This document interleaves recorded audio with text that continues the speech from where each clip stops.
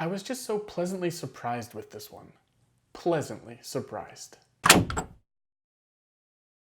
The Houses October Built is from 2014 by director Bobby Rowe and is about a group of friends who are looking for the most extreme of haunts during the Halloween season. Everything escalates when they hear about this secret haunt known as the Blue Skeletons. This film did everything for me that Hell House LLC and Haunt did not do.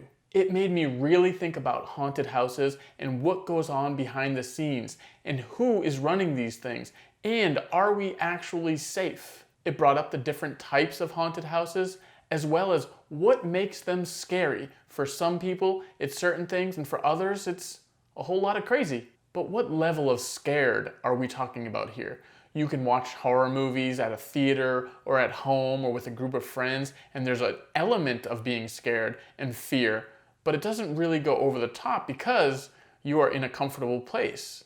Some of that is the same for these haunts. You feel comfortable being with friends and it's a little mom and pop haunt and there's nothing too scary. It's just there for a good couple jump scares and a few laughs.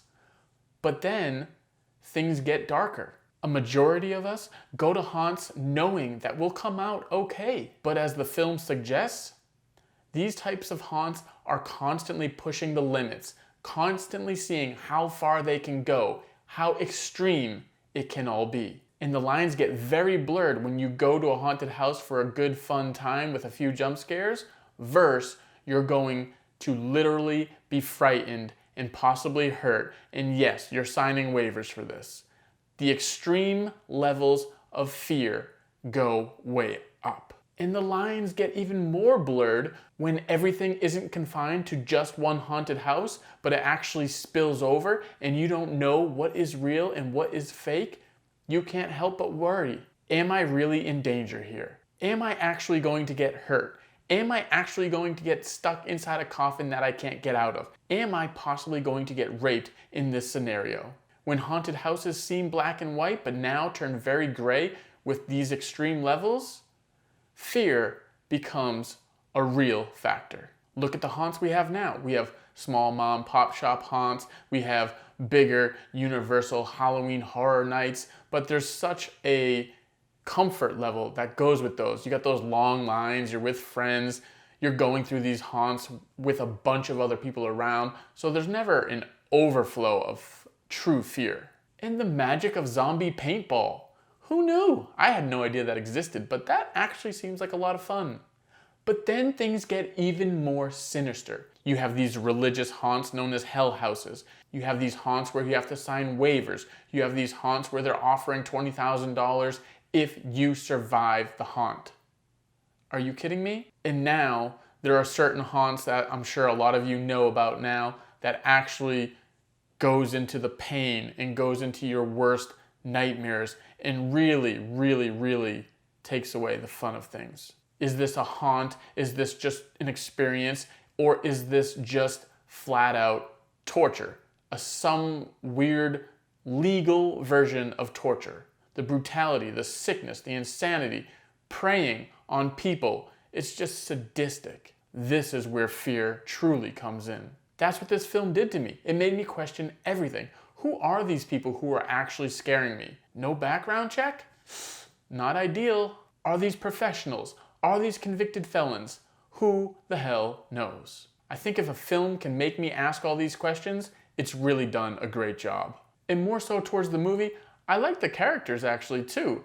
A lot of times these type of films can have really boring one-dimensional characters. Now I'm not saying these are fully rounded three-dimensional characters, but they have a chemistry between them that I think really works. And I think that has to do with the fact that the writers are acting in it as well, the director is acting in it, and you can really feel the chemistry throughout the film. You also feel the friction as choices start to be made on what they will and will not do, and you can really feel the tension between each character. And although you don't get a lot of backstory, you do really understand who these characters are based on their actions, and their personalities come out based on what they did. You also have this great ebb and flow during the entire film where they go to these haunts and they drink a ton and they have a lot of fun, and then the next day they're really coming down and they discuss the previous night and they talk about what was good, what was bad, what they should do in the future.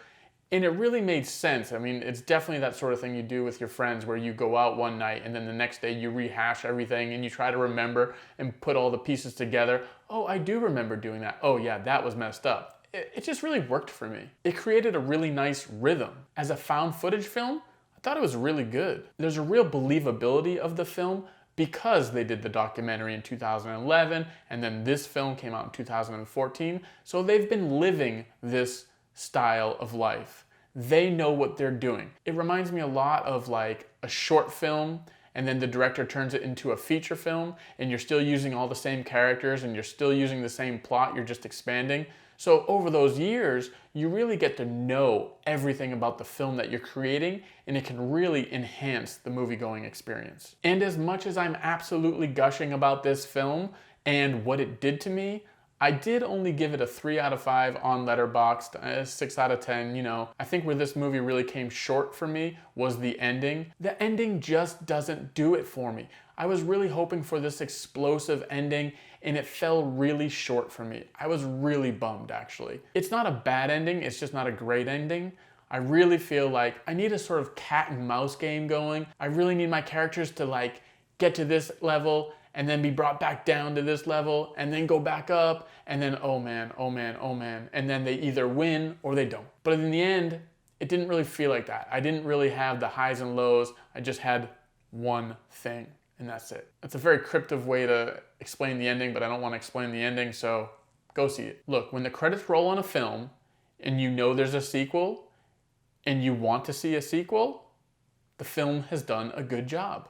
When the credits roll and you start researching a bunch of things regarding the movie and its subject matter, the film has done a good job.